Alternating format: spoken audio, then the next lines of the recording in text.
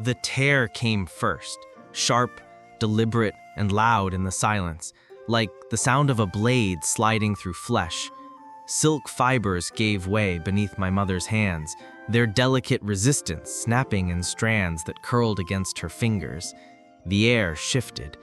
The faint sweetness of burning incense clung to the cold draft seeping through the shoji doors, carrying the smell of winter earth and distant smoke. I stood frozen, not because I could not move, but because moving would mean accepting that it was real, that my wedding kimono, prepared for months by the most skilled dyers in the province, now hung in her grasp, ruined. Her eyes did not meet mine.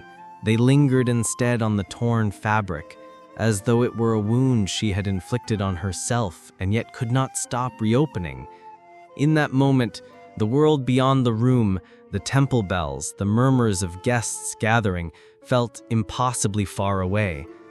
Marriage, in our time, is not merely the binding of two hearts, it is the weaving of protection, power, and survival into a single thread. A union to a samurai is both shield and chain. To lose it is to step outside the walls into a world that will not hesitate to strip the flesh from your bones. My hands ached to clutch the kimono to my chest, but the pieces would not make it whole again. Her fingers tightened. She whispered nothing.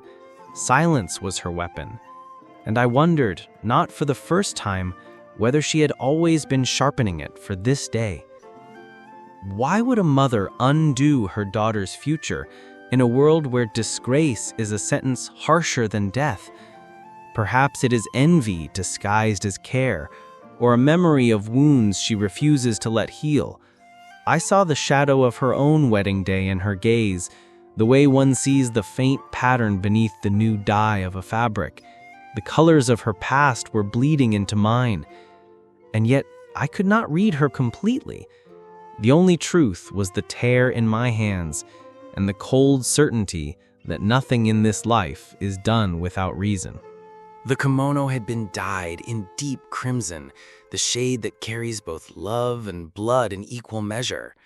The artisans had used safflower petals and crushed shell powder to give it a faint shimmer under lantern light. I remembered the long days of its making, vats of steaming water in the dye house, the scent of raw silk, the slow brushing of patterns that spoke of my family's history. Now, those stories lay in tatters. A thread caught on my fingertip, fine as hair, and it felt as if my own skin might unravel with it. In the clan's eyes, this was more than cloth. It was a declaration of honor. Without it, I was a bride without a face. Her voice came at last, low and steady, as if we were speaking of the weather. "You don't deserve to be happy like me." The words slid into the quiet like a knife beneath the ribs, quick and precise. I did not answer. I could not. Somewhere in the corridors beyond, servants moved softly, their loyalty to the clan heavier than any loyalty to me. Every word I might speak here could travel faster than wind to ears that would judge me before the day's end. So I stood there, holding my breath as if stillness might save me. Tell me, if your own blood turned against you at the moment you needed them most, would you fight back or bow in silence? Would you clutch the torn fabric and try to stitch it in time, or let the world see the truth of what was done to you? The choice felt as thin as the silk in my hands, yet as impossible to break as the rules that bound me.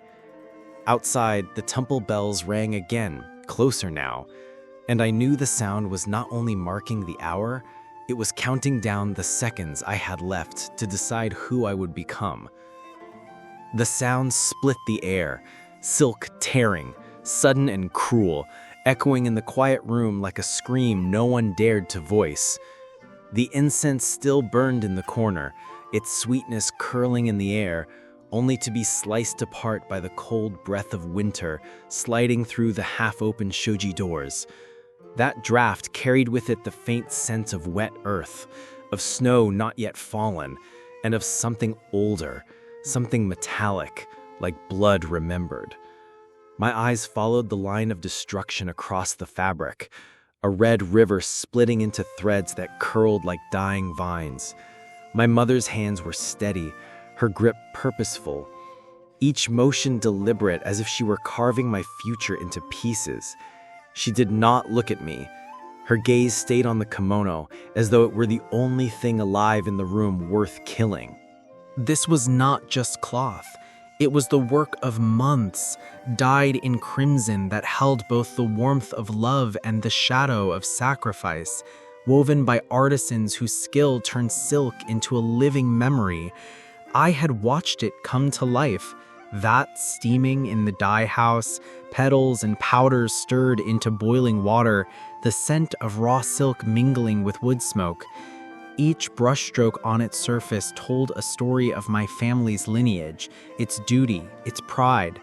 Now those stories lay in tatters on the floor. To the clan, it was more than a dress. It was my name, my worth, my honor. Without it, I was a bride stripped of her place before I had even taken a single step toward the altar. Marriage into a samurai clan is not about love alone. It is protection from hunger, from wandering the roads with nothing but your own shadow. It is the wall between you and the wolves waiting outside the gates. Losing that bond is not a misfortune, it is a sentence. My heart pounded, but my feet would not move. If I lunged for the kimono, I would admit my desperation. If I spoke, the servants beyond the paper walls would carry my words to ears that could turn them into poison. In this house, silence was not just survival, it was the only blade I still had. Her voice finally came, smooth and low, each word placed like a stone across my chest. You don't deserve to be happy like me. She did not spit them, she placed them. And that was worse.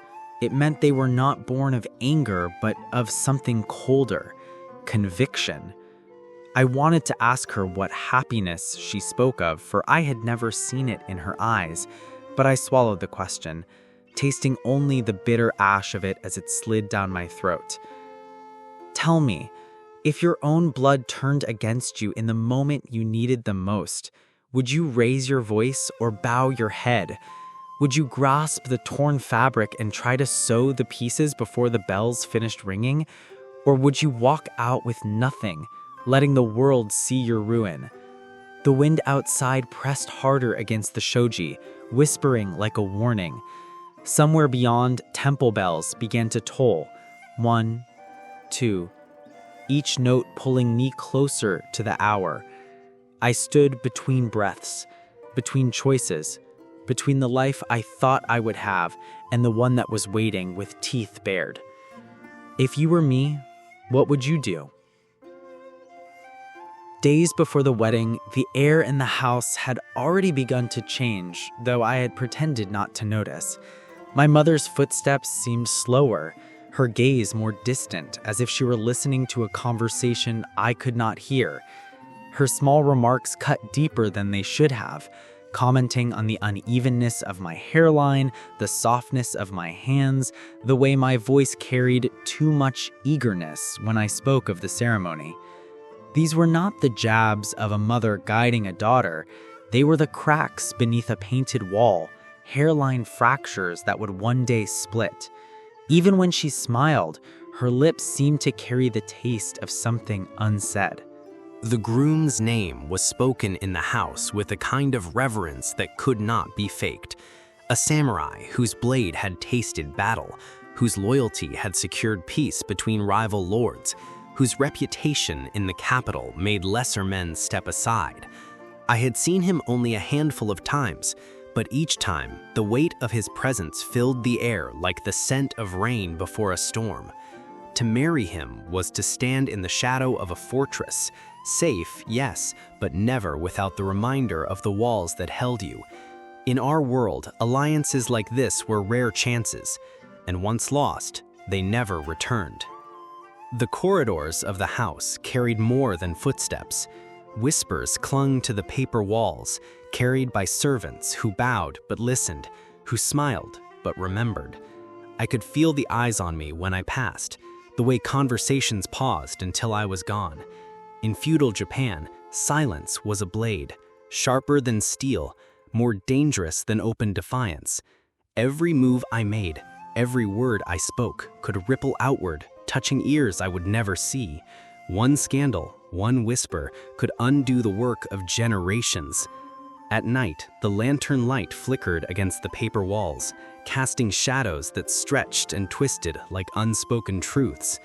I could hear the faint creak of the wooden floor as someone passed outside my room, never knocking, never speaking. It was in those quiet hours that I began to wonder if the walls themselves were listening. My mother avoided sitting with me for tea, her excuses thin, her eyes resting longer on the scrolls in the alcove than on my face. If you were in my place, seeing the signs, feeling the shift in the air, would you confront her? Would you dare speak the truth in a house where every word could be carried to the wrong ear? Or would you wait, hoping silence might protect you, even as the floor beneath you began to splinter? Her past was not a story she told, but a wound she carried in the way she moved, measured, deliberate, as if each step had been weighed against the cost of taking it. I had heard fragments from servants who had worked in other households, pieces of a puzzle never meant for my hands. My mother had once been the bride of a samurai, a man whose name I never learned, whose presence was felt only in the way she avoided certain topics, certain festivals, certain colors. Whatever had happened between them had left her standing in a world that did not forgive or forget. It was said she returned to her father's home without escort, her marriage dissolved in shame, her position shattered. In the years that followed, she had rebuilt herself into someone untouchable. Until now. The parallels between us were impossible to ignore.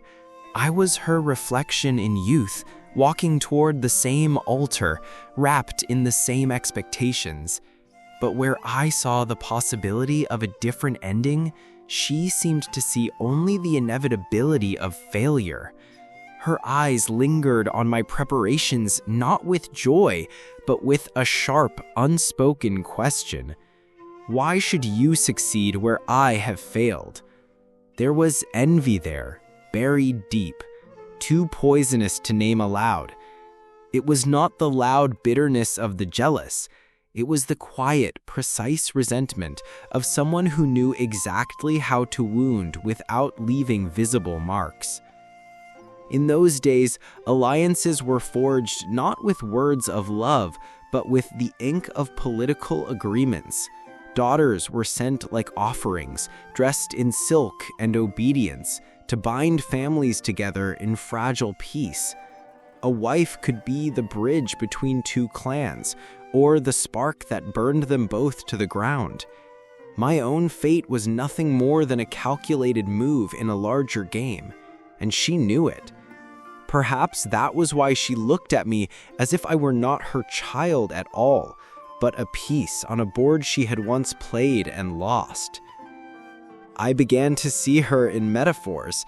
She was like a lacquered teacup with a hairline crack, still beautiful, still functional, but carrying a flaw that would one day split under pressure. No one else would notice, but I could see it when she tilted her head in thought, when her lips parted as if to speak and then closed again. The day she tore my kimono had not been sudden violence. It had been the slow breaking of something that had been waiting years to shatter. And after that night, the whispers grew. Some said it was an omen, that the destruction of the wedding garment meant misfortune was already woven into the marriage. Others claimed it was a sign the union should not take place at all. In our world, superstition and sabotage were cousins, indistinguishable in the shadows. Tell me, would you believe such omens, or would you see them for what they are? Would you take a torn piece of silk as the voice of the gods, or as the hand of someone who wanted to see you fall? It lay on the floor like the carcass of something once alive. My wedding kimono, the silk heavy and limp, threads pulled apart as if time itself had frayed them. Each fiber seemed to hold the echo of my mother's grip, the violence hidden beneath the stillness of her face. I knelt beside it, my fingers tracing the jagged edges where the seams had given way, feeling the faint warmth left by her hands. It was more than fabric. It was the skin of a life I had been promised, now stripped from me in one ruthless motion. In the world I was born into, a bride's attire was not chosen for beauty alone. It was a language. White silk whispered of purity, of severing from her own family to become one with her husband's clan. The embroidered cranes spoke of longevity, the plum blossoms of resilience through harsh winters. Every stitch was a vow. To appear without it was to stand before the world incomplete, as if the bond itself had already failed before it began.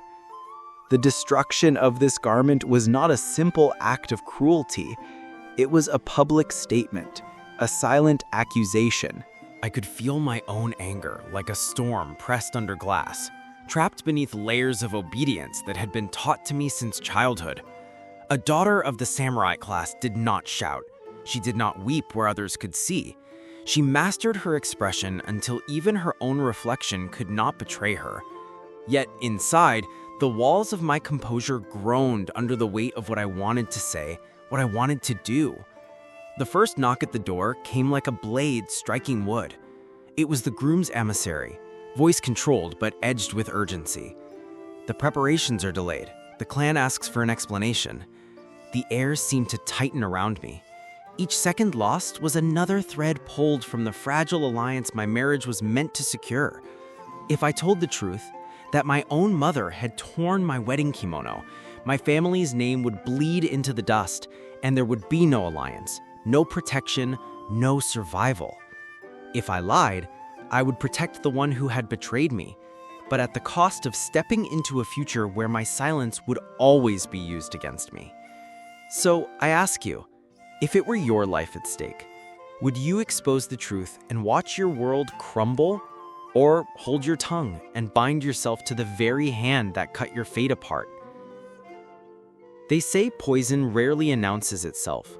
It seeps in quietly, changing the taste of what you once trusted until you can no longer tell where the bitterness began.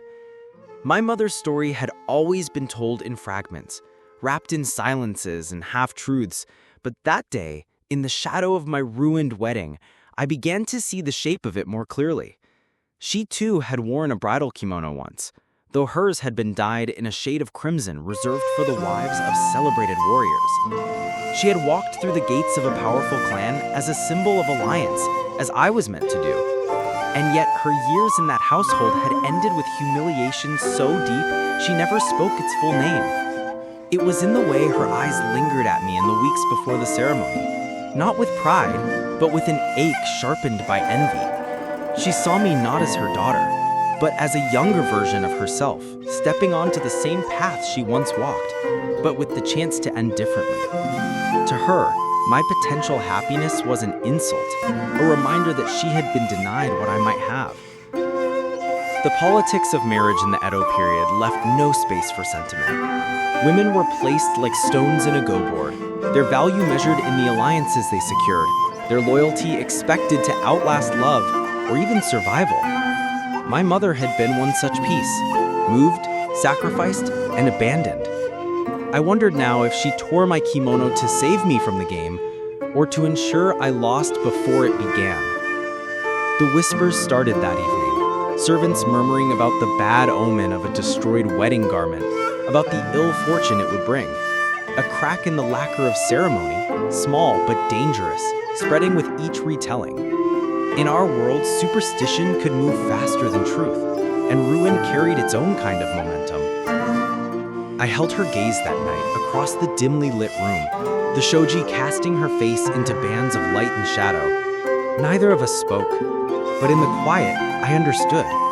She had placed her poison not in my tea, but in the air I now breathed. Tell me, if you discovered the rot was already inside your own bloodline, Would you cut it out or let it flow through you until you were no different? The torn kimono lay across the tatami like the body of something once alive, its silk shimmering faintly under the lantern light as if mocking the fragments of beauty it still held.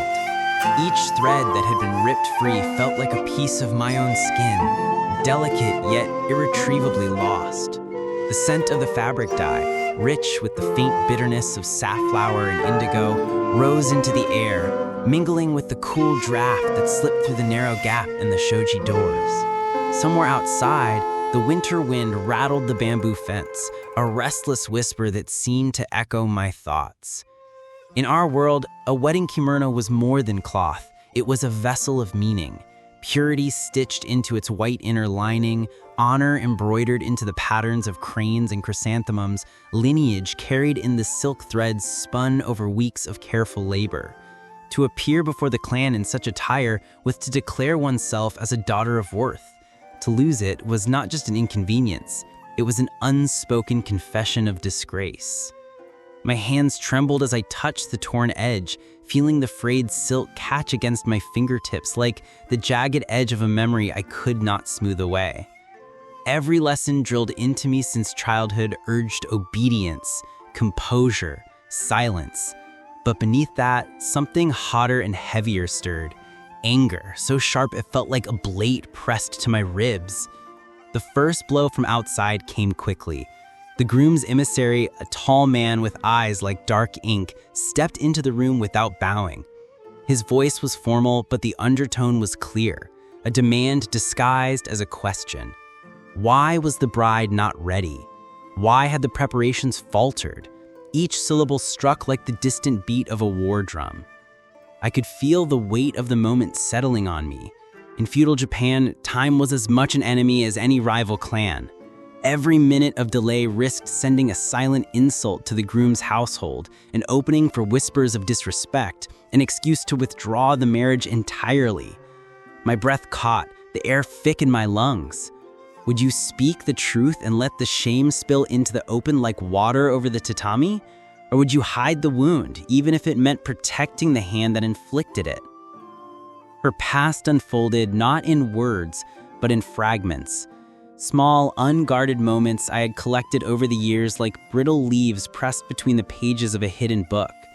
The way her gaze lingered on couples passing in the market, the faint tightening of her jaw when she heard wedding bells from the temple, the rare nights when she sat alone by the brazier long after the coals had died, her face lit only by the faint orange glow of memory. My mother had once been a bride too. Married into a samurai clan with promises of security and honor, but those promises had rotted from the inside, collapsing under betrayal and humiliation that no one dared name aloud. We never spoke of it, yet I could feel its shadow in every gesture she made toward me in the days before my own wedding.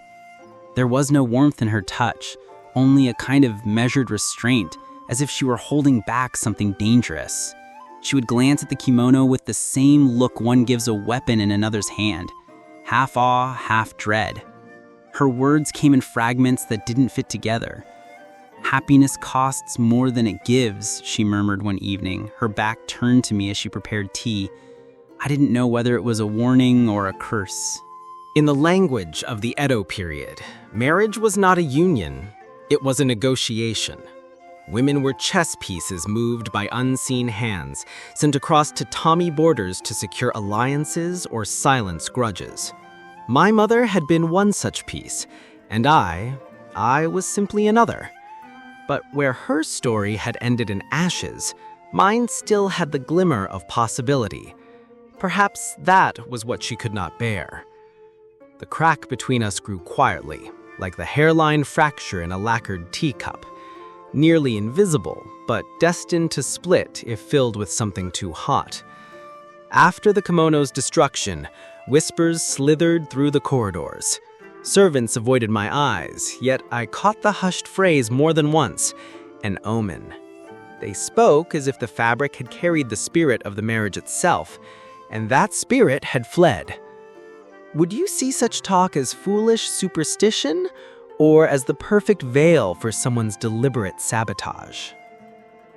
The torn kimono lay across the tatami like a wounded bird, silk threads unraveling with every slight movement, as if the very fabric mourned the fracture between two generations.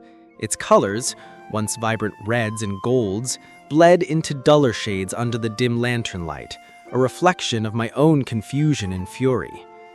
The weight of tradition pressed upon me, heavy as the layered garments themselves. The kimono was not merely clothing, but a symbol of purity, of honor, of a passage into a life I had been taught to embrace without question. Now it had become an accusation, a reminder that the future I had envisioned could be ripped away as easily as the delicate fabric in my mother's hands. I felt anger coiling inside me, hot and silent, simmering beneath the layers of obedience drilled into me since childhood.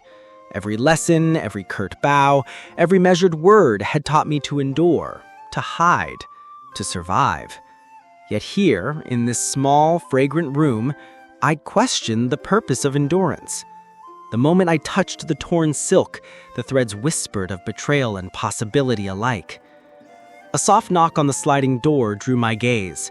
The groom's emissary stood there, face unreadable, his presence a reminder that the world outside this room did not pause for my heartbreak. "The ceremony awaits," he said, voice clipped. "Explain the delay." The words were simple, but the threat lingered between them. Every second wasted might be interpreted as an insult, and in the language of samurai honor, insult could ripple into disaster. Would you reveal the truth, bearing the fault of your own blood and risking eternal shame? Or would you craft a lie to protect the one who had betrayed you? The question hung in the air, heavier than any kimono, heavier than any blade. Outside, the temple bells rang, their sound slipping through the sliding doors, marking the inexorable march of time. Mother's gaze was cold, sharp as the edge of a wakizashi, and her voice carried the weight of generations when she said, "Happiness is not for women like us."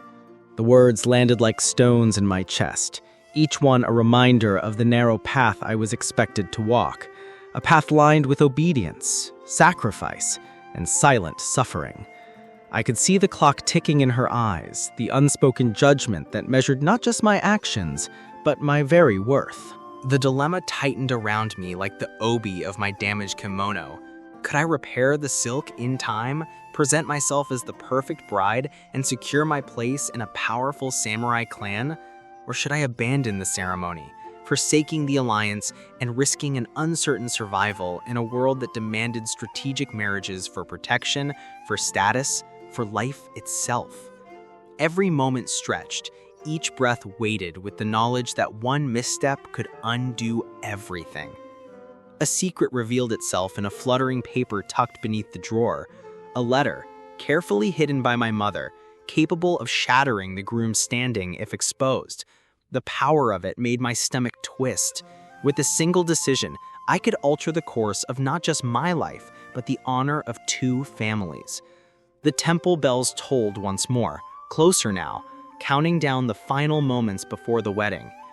If you held a piece of knowledge so dangerous that it could destroy a samurai's name, would you wield it as a weapon or bury it deep, letting the truth remain a secret to safeguard those who betrayed you? The question burned in my mind, mingling with the scent of incense and torn silk, forcing me to confront the very essence of duty, survival, and the raw hunger for justice beneath the surface of obedience. The wedding hall loomed ahead, a structure of polished wood and paper lanterns swaying gently in the summer breeze. Yet inside, the air was heavy with expectation and unspoken tension. I stepped forward, my hastily sewn robe clinging awkwardly to my frame, a poor mimicry of the torn kimono that had once symbolized my passage into a new life. The silk threads I had tried to mend quivered under my fingers like the fragile promises that now hung between my mother, myself, and the samurai I was meant to marry. The groom's eyes found me as I entered, a sharp glance that carried more than curiosity. Suspicion flickered there, subtle but undeniable. Every step I took echoed across the polished floor, a drumbeat that reminded me of the precariousness of my position. My mother, seated prominently in the audience, smiled as if masking a secret, her praise ringing out in public while hiding the truth of her sabotage. The contrast between Tatemae, the public face, and Hone, the inner truth, was stark, and I felt the weight of isolation pressing down, a quiet recognition that I was now bound to a man who had already marked me as untrustworthy, even before vows were exchanged. Whispers drifted through the hall, rumors carried by the scent of incense and the shuffling of silk robes, hinting at unseen fractures, at omens too subtle for the untrained eye. And yet I played my part, the bride expected to smile, to bow, to honor the ceremonial dance of duty and honor. Would you swallow the insult, letting the facade stand, or seize a way to turn the shame back upon those who engineered it? Each second stretched into an eternity, a trial of patience, endurance, and silent strategy as the ceremony unfolded under lantern light that painted shadows sharper than any sword. Night had fallen over the manor, and the lanterns outside my new quarters cast long, trembling shadows that stretched across the tatami mats like specters of the day's betrayals. The sound of silk tearing played relentlessly in my mind, a drumbeat of anger, fear, and determination that refused to be silenced. I sat alone, the faint scent of incense mingling with the lingering perfume of my hastily departed family. The night outside was silent, but inside, my thoughts roared louder than any storm. I traced my fingers along the torn threads of the kimono I would never wear, each filament a reminder of my mother's cold decree. The cold draft slipped through the shoji doors, carrying with it the distant clang of temple bells, marking the hours I had lost. Every shadow in the room seemed to lean closer, as if watching, waiting for my next move.